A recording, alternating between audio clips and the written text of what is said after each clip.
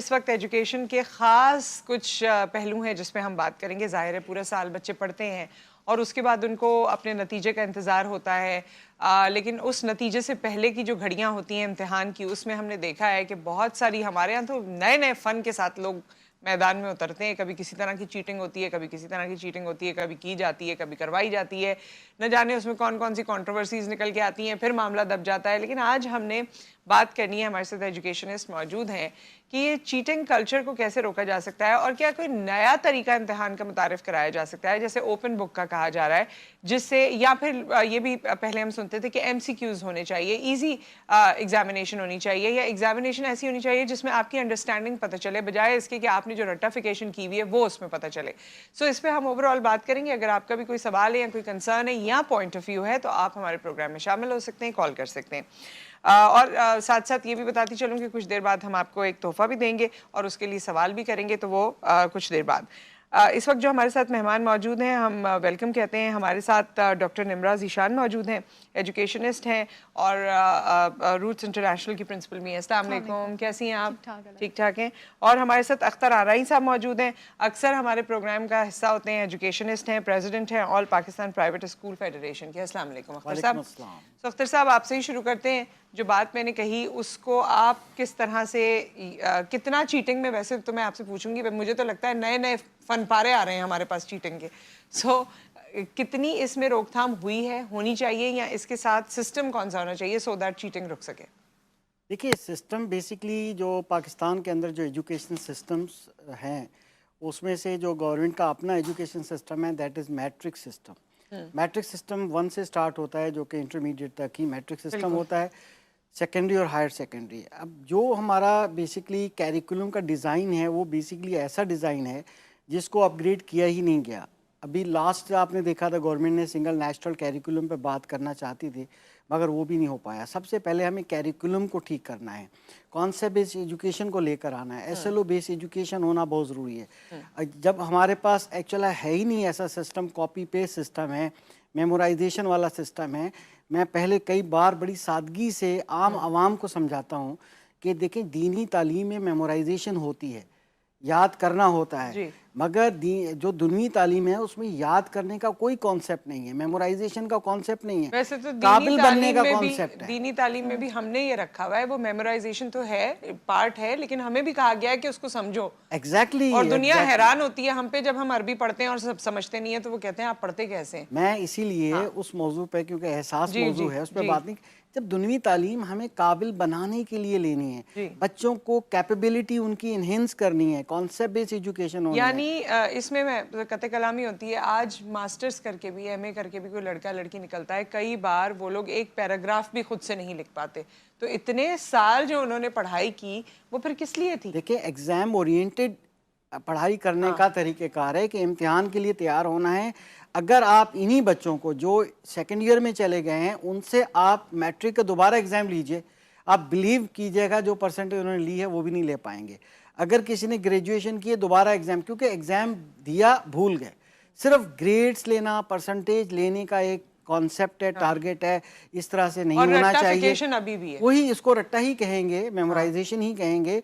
उसका मकसद सिर्फ एक होता है, जब तक हम कॉन्सेप्ट बेस एजुकेशन हासिल नहीं करना चाहे, पहले तो हमें फैकल्टी ऐसी चाहिए, टीचर्स ऐसे चाहिए जो बच्चों को कॉन्सेप्ट बेस एजुकेशन दें। यहाँ पर जो बच्चा अपनी आंसर में रिप्लाई करता है, क्रिएटिव अपनी ओन राइटिंग में करता है, तो हमारे मैट्रिक सिस्टम के चेकर उसको नंबर नहीं देते। वो तो बहुत इतनी जल्दी के 25-50 रुपए उनको नहीं मिलते और वो खुद चेक भी नहीं करते। बस ये देखा जिसकी हैंडराइटिंग बेहतर है नंबर ले लिए, बेशक वो रॉन्ग लिखा हो, और जिसकी हैंडराइटिंग ठीक नहीं है वो नहीं लिखेगा, डीटो पेस्ट नहीं करेगा, कॉपी पेस्ट तो नहीं होगा। जी निम्रा, आप क्या कहेंगी?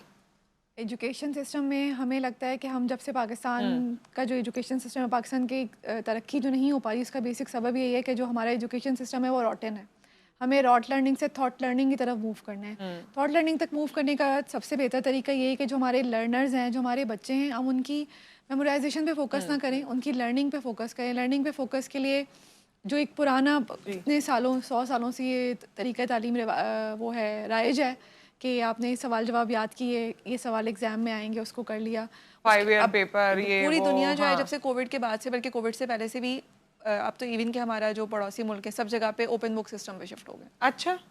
इंडिया में 2020 में रिसर्च थी दिल्ली यूनिवर्सिटी की, उन्होंने उसमें ये कहा कि जी उनके बाकायदा उस पर रिसर्च आर्टिकल्स हैं जिसमें उन्होंने ये चीज़ साबित किया है कि जो बच्चे हैं वो उनका लर्निंग प्रोसेस इससे इंक्रीज होता है ओपन बुक सिस्टम से, उनमें स्ट्रेस कैसे? लेवल कम, एवरीथिंग इज देयर, फिर उससे कैसे बताना? क्योंकि देखें जो लर्निंग सिस्टम होता है ना, लर्निंग सिस्टम का मकसद ये है कि आप बच्चे को सोचने दें, फिर उसको एनालाइज करने दें और फिर उसकी क्रिटिकल थिंकिंग को एवेल्यूएट करें। अच्छा। ओपन बुक सिस्टम बच्चे के अंदर, दिमाग के अंदर ना वो सारी मालूमात मौजूद है, वो मालूमात जब प्रोसेस होती है ना तो उसका आउटपुट सामने आता है। हमारा जो एग्जामिनेशन सिस्टम है उसमें बच्चे के अंदर जहन में जो मालूमात है हम उसको प्रोसेस नहीं अच्छा करने देते। डॉक्टर निम्रा, इसमें तो लोग ये समझेंगे कि भाई जब बुक खुली किताब का है तो क्या तैयारी करनी, क्या हमें आएगा, हमें तो कुछ याद ही नहीं रहेगा, हम आगे बढ़ जाएंगे, हमें तो कुछ आएगा ही नहीं, ये यही समझा जाएगा ना एक्चुअली इसमें? वो उसमें जो ओपन बुक सिस्टम होता है उसमें आपको मेमोरी एड प्रोवाइड की जाती है, रिसोर्सेज प्रोवाइड की जाती हैं जो किसी भी सब्जेक्ट की आपने तैयारी करनी है, मगर वो जो क्वेश्चन होता है वो क्वेश्चन इस तरह से डिजाइन किया जाता है कि उससे बच्चे की क्रिटिकल थिंकिंग सामने आती है। तो वो पढ़ के आपने उससे अखज़ उसको करके अखज़ अपने करके लिखना है। तो वो ठीक बच्चा है। जब इस काबिल होगा जी। तो वो उससे अखज़ कर सकेगा, अदरवाइज आप उसके सामने,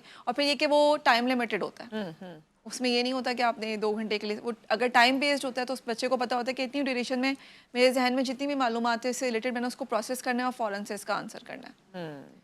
तो ये देखिए, मैं इस पे कुछ यही मैं भी अपना इनपुट देना चाहूँगा। देखिए, यही जो आपने इजहार किया, ये तो लगता है ओपन बुक मीन्स के भी सामने रखनी, कुछ ऐसा करना ही, नहीं है। हाँ। बेसिकली हम कोई भी आइडिया कॉपी पेस्ट नहीं कर सकते। अगर पड़ोसी मुल्क वो करता है तो हम नहीं कर सकते। उसके लिए हमें पहले होमवर्क करना होगा, पायलट करना होगा। हमारे पास कोई चेकर, कोई एग्जामिनर ऐसा मौजूद है? मेरे हिसाब से मैट्रिक सिस्टम में एग्जामिनर 1% भी अवेलेबल नहीं है कि ओपन बुक असेसमेंट्स कर सकें।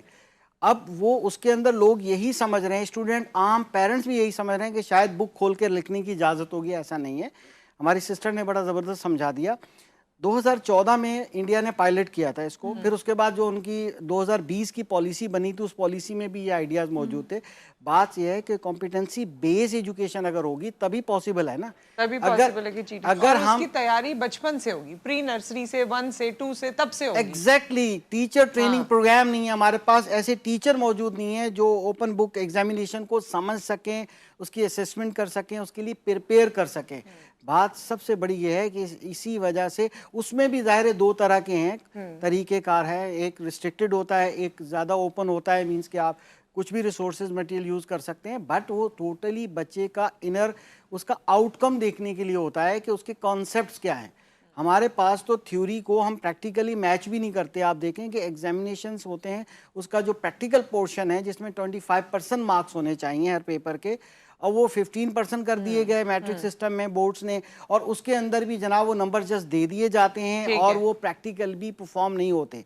जो थ्योरी है उसको इम्प्लीमेंट करना बहुत ज़रूरी है। स्टूडेंट उसको प्रैक्टिकली करे तब जाके ये पॉसिबिलिटी है, उसके लर्निंग आउटकम्स क्या आते हैं, नॉलेज उसकी क्या होती है, वो ओन राइटिंग में बच्चा लिखे। ओन राइटिंग में नंबर देना तो अब शुरू करें हम। पाकिस्तान के एग्जामिनेशन असेसमेंट में ओन राइटिंग में नंबर ही नहीं देते उनको। पहले ये तो काम शुरू करें ताकि बच्चे डिमोटिवेट ना हो। जो क्रिएटिविटी ला सकता है, कॉन्सेप्ट लिख सकता है, उसको काट दिया जाता है, उसको 0 नंबर दिए जाते हैं। अभी 9 का फर्स्ट ईयर का रिजल्ट आपने देख लिया, व्हाट वाज दैट। तो इस तरह का सिस्टम होंगे तो हम इस तरह के आइडियाज को लाके इम्प्लीमेंट नहीं कर सकते मैं इस पाकिस्तान पे में। हमेशा मैं कैम्ब्रिज क्योंकि हमारे पास मौजूद है, या दूसरे जो इंटरनेशनल बोर्ड्स हैं वो मौजूद हैं, और मैं हमेशा यही कंपैरिजन करती हूँ। कौन नहीं चाहेगा कि हमारे मुल्क में ही आसानी से यही सिस्टम प्रिवेल हो सके। हमारा ही बच्चा है जब वो कैम्ब्रिज सिस्टम में जाता है या रेलेवेंट और बोर्ड्स में जाता है तो वो फरफर अंग्रेजी भी बोलता है, दूसरी चीज़ें भी उसकी अच्छी हो जाती हैं, लिखना भी आ जाता है, क्रिटिकल थिंकिंग भी आ जाती है, सब कुछ आ जाता है। और ये सिस्टम राइज है उस दौर से, उससे भी पहले से, जब मैं स्टूडेंट थी। तो हमने इतने सालों में ये नहीं किया कि हमने उसको कॉपी पेस्ट ही कर लिया अपने लोकल सिस्टम में। आज हम पाउंड्स में इतनी इतनी फीस देते हैं, लेकिन हमने उसको लोकलाइज करने की कोशिश नहीं की। टीचर्स भी अवेलेबल हैं, करिकुलम भी अवेलेबल है, सब कुछ है। अगर हम थोड़ी बहुत कॉपी पेस्टिंग की कोशिश करते तो शायद बेहतर हो जाता है। एक ब्रेक यहाँ पर आ गया, ब्रेक के बाद वापस आते हैं। दोनों मेहमान हमारे साथ मौजूद हैं। पंजनत की जानिब से आपके लिए गिफ्ट होगा, जो हम जब आपकी कॉल आएगी और मैं सवाल करूँगी अचानक से, तो उसका आपने जवाब देना है, और फिर आपने फिर आपको तोहफा मिलेगा आफ्टर द ब्रेक। अख्तर अनाई साहब, अभी कुछ हम ब्रेक में बात कर रहे थे कि सिंध गवर्नमेंट की तरफ से भी नोटिफिकेशंस आते हैं और टाइमिंग पे जो नोटिफिकेशन आए हैं उसने माँ बाप को भी बड़ा कंफ्यूज किया है। कोई माँ बाप नाराज़ हैं स्कूल वालों से कि ये क्या टाइम है आप लोगों ने रमज़ान में रखे हैं, तो ये काफ़ी इस वक्त एक कन्फ्यूजन चल रही है, उस पर क्या कहेंगे? देखिए, सबसे पहले तो ये एक हकीकत है कि हम वो कौम हैं कि हम किसी भी हाल में खुश नहीं हैं और किसी भी सिस्टम को हम अडॉप्ट करने की सलाहियत नहीं है। मैं इसकी एग्जांपल आपके एक्चुअल जवाब की देने से पहले एक बात कहना बड़ा ज़रूरी समझता हूँ कि जो पेरेंट्स जिनके बच्चे अभी इंटरमीडिएट कर चुके हैं, मींस के उनकी एज कोई 16-18 साल होगी, इन माँ बाप ने, इन बच्चों ने रमज़ान में स्कूल नहीं गए ये लोग। मींस के अभी क्योंकि पहले जून में आया, फिर जुलाई में आया, बल्कि जुलाई में, फिर जून में, 8 साल वो हो गए, फिर उसके बाद मई में आया, तो मई की भी छुट्टियां समर वेकेशन होने लगी, तो they were not used to go to the school. Even exam देना तो दूर की बात है, स्कूल जाने के भी आदी नहीं थे और नहीं हैं। अब जाके पिछले साल से ये स्टार्ट हुआ है। अगर आप यही काउंट डाउन करते हुए आएंगे पीछे, तो कई पेरेंट्स के बच्चे सेकेंड ईयर तक पहुंच गए, पास कर गए, उन्होंने कभी भी रमज़ान में स्कूल जाना नहीं सीखा। ये फैक्ट्स एंड फिगर है, आप कैलकुलेट कर लें। अब उनको जाहिर है कि फर्स्ट टाइम ये चीज़ें हो रही हैं कि रमज़ान में स्कूल भी जाना है। ऑलरेडी हमारे वक्तों में बहुत अर्ली जाते थे, क्योंकि अफ्तारी करके सहरी करके हम लोग क्या करते थे, कुरान पाक पढ़ते थे, इबादत करते थे, उस वक्त लोग और फिर रातों जल्दी में जागे सो हुए थे, जाते सोते थे। नहीं थे। अभी ट्रेंड ये है कि सोने का ट्रेंड था। एक्चुअली उस वक्त रातों में लोग सो जाते थे, अब रात भर सोते नहीं है सहरी तक, ये भी Exactly, मसला है। बहुत सा लाइफ स्टाइल चेंज हो गया है। और पिछले 12-15 सालों में, जिसकी मैंने एग्जांपल दी, बिल्कुल अफ्तारी के बाद, सहरी के बाद रोज़ा रखा और बस हो गए, सारा दिन सोते रहे, सारी रात जागते रहे। जब लाइफ स्टाइल ये होगा, फिर उनको ये टाइम गवर्नमेंट के पसंद भी नहीं आएंगे। हालांकि उसमें कबाहत है, टाइम में कन्फ्यूजन मौजूद है, और कोई चाहता है 7:30 बजे आ जाएं, कोई चाहता है ये तो बहुत अर्ली है, 8 बजे स्कूल लगना चाहिए, कोई कहता है 12 बजे तक होना चाहिए, कोई कहता है छुट्टी होनी चाहिए, जैसे हाँ, इकरा मैं स्कूल की कहती हूँ होती छुट्टी है। होनी कोई चाहिए एग्जाम बस। तो दूर की बात है, असेसमेंट तो दूर की बात है। वो मैं तो अपनी हम वजह से किसी हाल कहती में हूँ। खुश नहीं है। ये जो मैंने एक शॉर्ट आंसर दे दिया था, यही हाल है। यही तो हाल। हमें स्ट्रॉन्ग बनना है, हमें अपने बच्चों को स्ट्रॉन्ग करना है। जी। दुनिया में सब चीज़ें होती हैं, इबादत का ताल्लुक जो है वो तालीम अगर रोक दें, अगर बारिश की बूंदाबांदी होए तो स्कूल जाने का नहीं, दिल नहीं गर्मियों करता। की 2 महीने की छुट्टी मैं सजेशन दे रही हूँ, वैसे तो आप लोगों को पता है 1 महीने की कर दें, 1 महीने रमजान की कर दें। कॉलर हमारे साथ मौजूद हैं और मेरा सवाल ये है कॉलर से कि आज हम आपको जो तोहफा दे रहे हैं वो किस ब्रांड का है, वो जोड़ा किस ब्रांड का है, ये आपने ब्रांड का नाम बताना है। जी अस्सलाम वालेकुम। वालेकुम सलाम। और हमारे साथ हैं एनी कराची से। जी एनी, मेरे सवाल का जवाब पता है आपको? जी जी। जी बताइए, क्या सवाल, क्या जवाब है? Panjnad. Panjnad, thank you so much, बहुत बहुत शुक्रिया भाई। ये जोड़ा आपका हुआ और आप इसे पहनिए, एंजॉय कीजिए और फिर देखिएगा कि क्या फीडबैक इसका रहा। हाँ जी, सो मिस निम्रा, अभी हम लोग भी वैसे डॉक्टर निम्रा और मैं ब्रेक में कुछ कपड़ों की भी बातें कर रहे थे। अख्तर साहब ने कहा करते रहें। ईद से पहले ये वाली बातें भी होती हैं। सो डॉक्टर निम्रा, आप कुछ और भी हमसे शेयर कर रही थी ब्रेक में, जो बात हो रही थी, आप कह रही थी कि वो मैं ये बताना चाह रही थी कि जो अगर हमसे पाकिस्तान के एजुकेशन सिस्टम की बात करें तो अभी वर्ल्ड बैंक के स्टैट्स के अकॉर्डिंगली कोई 75% हमारा जो है वो लर्निंग पॉवर्टी पे स्टैंड कर रहे हैं बच्चे। और लर्निंग पॉवर्टी में वो बच्चे शामिल नहीं हैं जो स्कूल जाते नहीं हैं। लर्निंग पॉवर्टी में वो बच्चे शामिल हैं जो स्कूल से जाते हैं मगर वो वहाँ से एक यूज़फुल सिटीज़न बन के नहीं निकल रहे।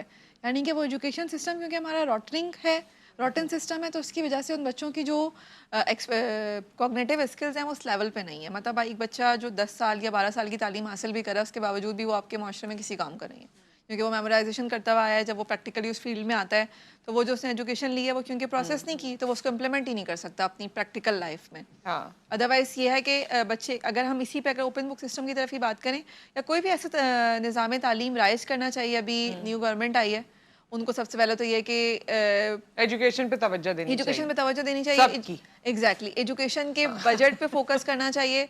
और जो भी ये प्रॉब्लम है, आप बैठ के जो भी पॉलिसी मेकर्स हैं उनको चाहिए कि वो इस चीज़ पे तवज्जो दें कि ये जो प्रॉब्लम है हमारी एजुकेशन सिस्टम की, इसका स्केल देखें। ये स्केल इसका ब्रॉडर ही होता जा रहा है जितने टाइम गुजरता जा रहा है। और I think right person for the right job भी होना चाहिए, क्योंकि कई बार अनफॉर्चुनेटली उन लोगों को ये तमाम रिस्पॉन्सिबिलिटीज दी जाती हैं जिनका इससे कोई जिनको खुद एजुकेशन की ज़रूरत है, माजरत के साथ, जिनके पास शायद ऑनररी डिग्रीज मौजूद होंगी या दूसरी डिग्रीज मौजूद होंगी, लेकिन वो इस सिस्टम का हिस्सा नहीं है। हमारे पास बहुत पढ़े लिखे लोग मौजूद हैं, सिस्टम का हिस्सा है, उनको सारी निटिग्रिटीज़ का पता है। हम उनको शामिल करें और उनको शामिल करके चेंज लाया जा सकता है। अच्छा, एक बात बीच में वो रह गई कि आप लोग एग्जाम्स में क्यों नहीं बच्चों को छोड़ देते, चलें आप लोग पढ़ाई कराएं, सब कुछ कराएं, लेकिन ये प्रोजेक्ट्स, एग्जाम्स, टेस्ट, ये सब कुछ क्यों करते हैं? देखिए, ये प्रोजेक्ट और एग्ज़ाम भी, अगर हम इसी चीज़ की बात करें, अगर हम बच्चे को पूरा साल पढ़ाएं और पढ़ा के वो एग्ज़ाम दिला दें, तो वो तो एक वही पुराना जो बोसीदा नहीं, रमजान में क्यों करते हैं देखिए, भाई? रमजान रमजान में तो छोड़ सकते हैं, एग्जाम ना ले एक महीना तो क्या हो जाएगा? देखिए, एकेडमिक सेशन एक होता है, उसकी एक ड्यूरेशन होती है। अगर रमज़ान उसके दौरान आ गया तो रमज़ान में जब बाकी तमाम मामला चल रहे होते हैं तो पढ़ाई भी चलेगी। तो थोड़े दिन पहले कर लेते रमजान से। माओ को ये चीज बड़ी फील होती है ना, क्यों अख्तर आनाई साहब? बिल्कुल, मैंने एक जवाब दे दिया। उसके जाहिर होता है कि माँ को पेरेंट्स आदत को नहीं बहुत ज़्यादा ज़हमत हो रही है आजकल। एक्चुअली देखें, this is a part of life. बच्चों, वो एक इबादत का हिस्सा है। सारे मामला बच्चे साथ साथ सीखें, कम से कम अभी वाला बैच तो नहीं, वो सीखें। सीखें, चलें, स्कूल जाएं, सब कुछ करें। जरूरी है टेस्ट भी उसी में हो, टेस्ट वीक भी उसी में ही हो। Exactly. वो तो छोड़ा जा सकता है ना। एक एकेडमिक कैलेंडर होता है, स्कूल की प्लानिंग होती है, जाहिर है उसको कैसे डिस्टर्ब किया जा सके। मेरी बस गुजारिश ये है कि देखें, आपने जो टॉपिक था, मैं उस पर कुछ दो अल्फाज कहना चाह रहा हूँ, जो कि अगर हम ओपन बुक एग्जामिनेशन की बात करें तो ये पॉसिबल पाकिस्तान में नहीं है। सबसे पहले क्या पॉसिबल नहीं है? देखिए, उसके लिए पहले तो हमें होम ग्राउंड रेडी करना है। हमारे बच्चों को आप इजाज़त दीजिए, बल्कि जो कॉपी पेस्ट करें ना, सवाल एज इट इज़ लिखे, चेक करके पर पाबंदी लगा दें कि वो थॉरोली चेक करें, उसको डबल चार्जेस दें और ख़ुद कॉपी चेक करें, जाके किसी और से चेक करा के अपना साइन करके दे देते हैं और रिजल्ट ऐसे आते हैं, लगता है पढ़े लिखे बच्चे नहीं। चेक कर रहे होते हैं, घर में लोगों ने नहीं, अपने वही बच्चों तो को दे दिया होता है कि बस ये तुम चेक करो, ये तुम चेक करो, ये तुम चेक करो। ट्यूशन पढ़ाते हैं वहां से बस कहते हैं रेड निशान लगा दो। देखें, जब 40 रुपए मुश्किल से एक कॉपी पे मिलते हैं और वो 10 कॉपियां तो चेक करेगा नहीं, तो उसने तो 100 कॉपी चेक करनी है, खुद करेगा नहीं, उस टॉपिक को भी छोड़ दीजिए। मैं ये चाह रहा हूँ कि मेरी ये रिक्वेस्ट है, पहली बात तो मैं जो है सरदार अली शाह साहब को एजुकेशन मिनिस्टर बनने में मुबारकबाद देता हूँ। वो एक एजुकेशनिस्ट हैं। देखें, वो अदब से ताल्लुक़ है उनका, अगर आप देखें, अगर बहुत सिंधी लैंग्वेज में बहुत गहरा उनका ताल्लुक़ है। और उन्होंने एक ज़माने में 3 साल पहले, जब बल्कि पहले जो आया था इनका, तो इन्होंने अपनी बच्ची को जाके गवर्नमेंट स्कूल में, पब्लिक स्कूल में एडमिशन इसलिए किया था कि शायद मैं एग्जाम्पल बन जाऊँ, मगर यह है कि एजुकेशन डिपार्टमेंट के प्यून ने भी ये बात नहीं मानी कि मैं गवर्नमेंट स्कूल में अपने बच्चे को दाखिल करूँ। बिल्कुल सही बात। नंबर 2, अब वो आए हैं, उनसे मेरी रिक्वेस्ट है कि चेकर्स के पैसे डबल करें, मगर एक पाबंदी लगाएं कि वो बोर्ड के अंदर बैठ के सुपरवाइज चेकिंग करें और डीटो लिखने वालों को नंबर ना दें, ओन राइटिंग में लिखने वालों को नंबर दें, चाहे हैंडराइटिंग अच्छी हो या ना हो। ठीक है। क्रिएटिव राइटिंग जब तक नहीं होगी, जब तक बच्चा ओन वर्ड में नहीं लिखेगा, तब तक एक्सप्रेस आप नहीं करेगा, जब तक अपने आप को जी ओपन बुक की तरफ जा ही नहीं सकते। दूसरी बात कि हमारे निसाब के अंदर सिंगल नेशनल कैरिकुलम हो, concept based education, SLO based education लाई जाए, बुक्स रिव्यूज़ लिखवाए जाएं। बुक्स रिव्यूज़ कैमिस्ट सिस्टम में तो लिखे जाते हैं, मैट्रिक सिस्टम में जब बच्चा बुक्स रिव्यूज़ लिखेगा तो आप ओपन बुक एग्जामिनेशन की तरफ जा सकते हैं। जब लेकिन रिपोर्ट राइटिंग बच्चा लिखेगा, मुश्किल है जी, अभी पाकिस्तान में बहुत मुश्किल है। बहुत सी ऐसे मराइल हैं जिनको हमें पार करना है, वो करना है। बच्चों में आदत डालें ताकि बच्चे काबिल पैदा हों, ताकि प्रैक्टिकल करें, उसमें भी वो चीज थ्योरी जो है वो सीखें, ताकि जो बच्चों का लर्निंग आउटकम आ जाए। ये मुकम्मल हो गया। वन लाइनर कोई आपने जाते जाते कहना है तो कहते ये अगर नकल के रुझान के हवाले से कहें तो मेरा पॉइंट उसमें ये है कि थोड़ा सा वालिदैन के रोल पे भी बात कर लेते हैं कि वालिदैन जो है वो बच्चों को वन लाइनर ओनली, हाँ, इस प्रेशर से निकालें कि आपने ये ग्रेड्स लाने। अच्छा, टीचर्स नहीं दे रहे ये प्रेशर, टीचर्स भी स्कूल वाले नहीं दे रहे ये प्रेशर, बिल्कुल दे रहे हैं, मगर वो प्रेशर दे रहे हैं और हम तोहफा दे रहे हैं। ठीक है, और ये तोहफा है जी, एक आपको GFS की जानिब से गिफ्ट हैम्पर है और एक मलिका फूड्स की जानिब से। मलिका फूड्स के बारे में ये कहा जाता है कि जो इनकी जितनी भी क्रिएशन है उसमें सिर्फ ये नहीं है कि स्पाइसेस का ख्याल रखा जाए, बल्कि उसमें आपकी सेहत का भी ख्याल रखा जाता है, और वो मुज़रे सेहत कोई उसमें कंटेंट शामिल ना हो, उसका भी इंग्रेडिएंट शामिल ना हो, उसका भी ख्याल रखा जाता है। सो ये जब आप यूज़ करेंगे तो आपको पता चलेगा। वैसे ही दुनिया भर में बहुत मकबूल हो रहे हैं, मिडल ईस्ट में भी, वेस्टर्न कंट्रीज़ में भी, पाकिस्तान पाकिस्तान में तो अभी हम हैम्पर अपने मेहमानों को देंगे, आपने बाकी जो है इसको इस्तेमाल करना है और फिर देखना है। एक ब्रेक यहाँ पर आ गया। ब्रेक के बाद जब हम हाजिर होते हैं तो हमारी मुलाकात आपसे होगी किचन में।